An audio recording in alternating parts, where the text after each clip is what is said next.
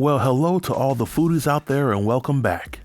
I am Wes, your creative culinary connoisseur, and today I'll be making pan-seared pork chops. And over the course of this video, I'll be sharing with you the ingredients that I'll be using for the dish, the cost of the ingredients, and the recipe. So without any further delay, get your appetites ready as I show you how the magic is created. Now for this dish, I'll be using the thick cut pork chops that I got from Kroger for a little over $10 for 2 chops. And the beauty behind using pork chops over steak is that you get a flavorful piece of meat that's more filling for half the cost. For my marinade, I'll be using olive oil, and I'll be using Cajun seasoning, oregano, that good old Sazon, salt, and pepper. So if you don't have any of these seasonings in your pantry, then you're looking to spend anywhere between $10 and $25 for the seasonings, which would bring your total cost of the dish to no more than $35.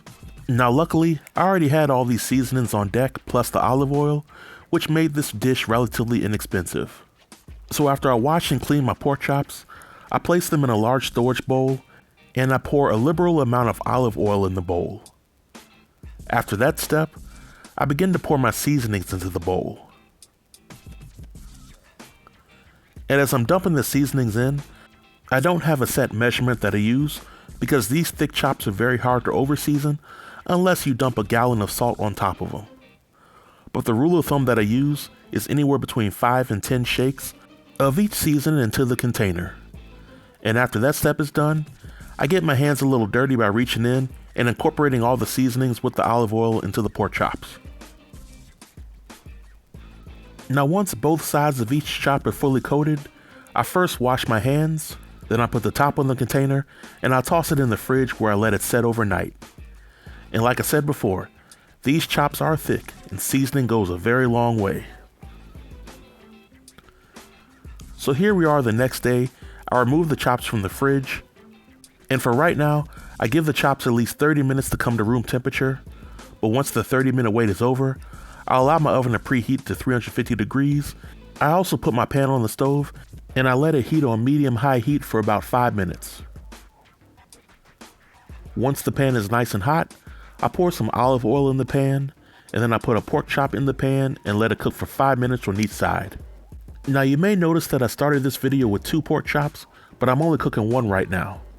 Well, my official taste tester for Wes's Kitchen, who shall remain nameless, decided that she wanted to eat chicken tonight, so I'll be saving the next chop for another time. But once the 5-minute wait is over, and I allow the other side to cook for the same amount of time.